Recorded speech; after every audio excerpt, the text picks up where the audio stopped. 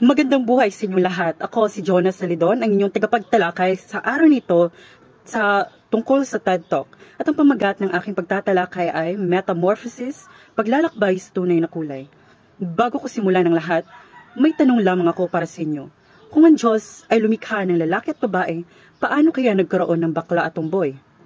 Minsan, yan ang tanong na naririnig natin. Ang tanong na ito ay minsan nagugat sa mga paniniwala na tila ba hindi pwedeng baguhin. Parang ang relihiyon lamang. Ito ay sinasabi nila na frozen o nakatali na kahit kailanman ay di na mababago. Ayon pa sa Genesis versikulo 1 verse 27, nakasulat, God created man and woman. Simple, di ba? Pero isipin natin ito. Paano kung ang mismong mga paniniwala natin ay nagiging hadlang sa ating sariling pagkakakilanlan? Kung ang mga bagay na nagpapasaya at nagpapakumpleto sa atin ay di pasok sa itinituring na kalooban ng Diyos. Kaya't sa araw nito, hindi ko layunin questionin ng Diyos. Ang layunin ko ay questionin ang ating pagkaunawa sa ating sarili. Para sa akin, para sa atin, at para sa mga taong tanong ng tanong, sino nga ba talaga tayo? Saan tayo nababagay sa mundo ito? Metamorphosis. Mula sa uod, nagiging paro-paro. Ganito rin ang ating paglalakbay sa totoo nating sarili. Tayo ay nagsimula sa pagiging uod at dumaan din sa sariling bersyon ng pagsubok. Mga panahong parang dayuhan nga ba tayo or parang dayuhan tayo sa sarili nating mundo. Pero papaano kung ang mismong paniniwala natin ang nagiging balakid sa pagtanggap natin sa ating sarili? Paano nga ba? Sa paglipas ng maraming panahon, habang dumarami ang pag-unawa ng mundo sa kasarian, tila nahuli rin ang ating lipunan, ang relihiyon. Oo, maaaring mahalaga ang tradisyon, pero minsan kailangan nating tanungin kung ang tradisyon ay sapat ba na dahilan para pigilan ang kalayaan ng ating mga sarili. Halimbawa, ang tanong na minsang binato sa akin nung bata pa lamang ako, sinong gumawa sa amin o sa akin? Kung ginawa nga ba kami ng Diyos? Kung ang ginawa lang ba ng Diyos ay lalaki at babae? Ewan ko ba? Baka extraterrestrial lang kami, di ba? Isang beses, habang nagsisimbang gabi kami, isang ali ang lumapit sa akin at sinabing, magpakalalaki ka. Alam mo, sayang ka. Excuse me, ale, alam ko, right? At least sayang, hindi patapon. Pero sa totoo lang, hindi kailanman naging hadlang ang aking kasarian sa pananampalataya ko sa Diyos.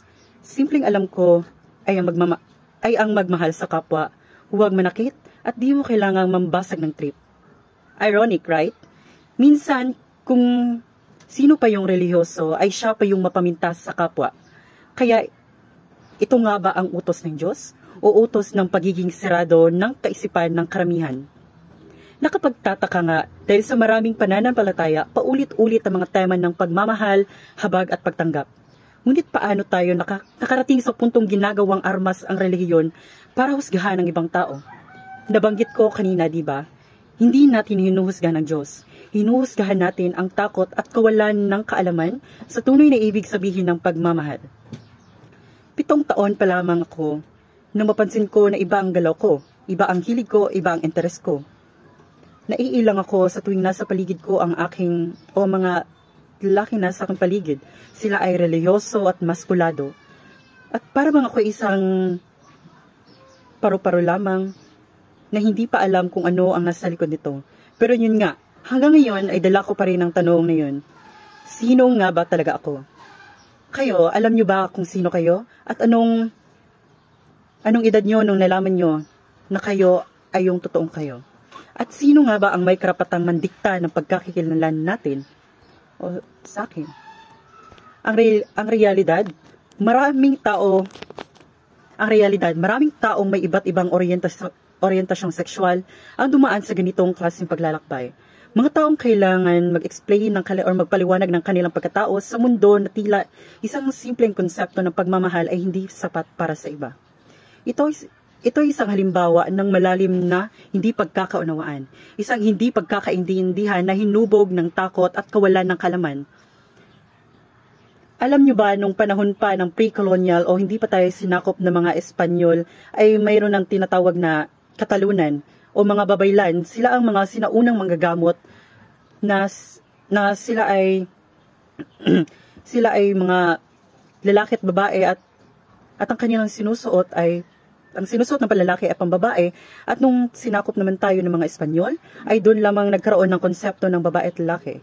At kaya sa pagtatapos ng aking paglalakbay patungo sa konsepto ng utopia, naiintindihan natin na ang tunay na progreso ay hindi lamang nakasalalay sa pagbabago ng sistema, kundi sa ating personal na pakikitungo at respeto sa bawat isa.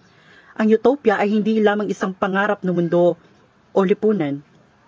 Ito rin ay isang perpekto lipunan, kundi isang lugar kung saan bawat isa ay may kakayahang maging totoo sa kanilang sarili. Upang maabot ito, narito mga hakbang upang tahakin natin.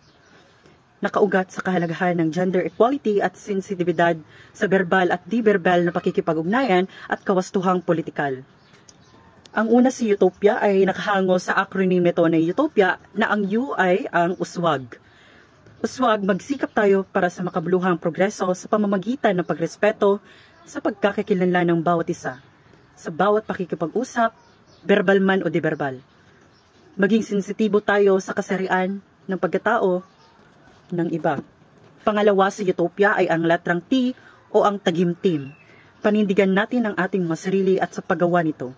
Igalang din ang pananaw ng iba. Hayaan natin makita sa ating galaw at rehistro ang tunay na halaga ng bawat isa. At ang pangatlo naman sa utopia ay ang O or ang optimismo. Sa pamamagitan ng positibong pananaw at pagiging bukas sa iba, nakakapagpadala tayo ng liwanag sa kanilang buhay. Ang simpleng pagkakilala at pagngiti ay nakatutulong para sa mas papagmalasakit na lipunan. At ang pang-apat naman ay ang P o ang pagdayag. Huwag tayong matakot na ibahagi ang ating kwento at ipahayag ang ating mga pananaw sa iba, sa atin at sa ating kapamilya.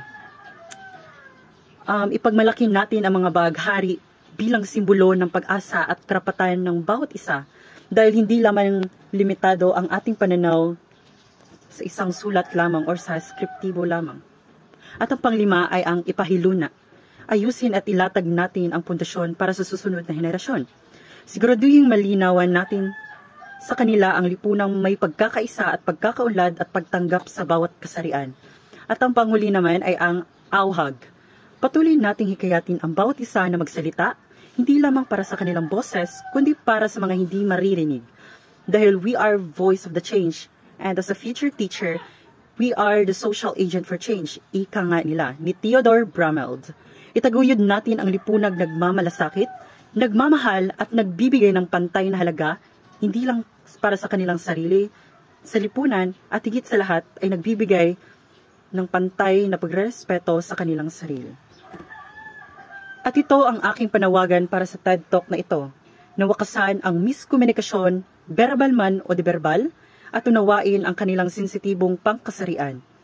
Nang sa gayon, ang bawat isa ay may kakayahang magsalita at mamuhay ng may integridad sa utopia. Diba? Ang utopia ay isang perpektong lipunan at ang dystopia ay isang masalimuot na lipunan. Tulad nga ng sabi ng Shackle, at kahit na ano pa ang gusto mo, basta wala ka bang tinatapakan na tao, ituloy mo lang ito. Ang mahalaga, ikaw ay masaya. Huwag mong intindihin ang sasabihin ng iba. Sila ang may problema.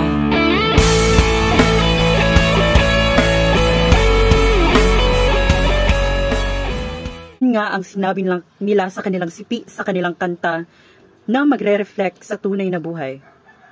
Sapagkat ang tunay na kaligayahan ay hindi nakasalalay sa opinyon ng iba, kundi sa pagtanggap natin sa ating sariling pagkatao. Yun lamang po, naway marami kayong natutuhan sa aking TED Talk na ito at maging inspirasyon ito sa lahat ng kabaklaan sa sanlibutan.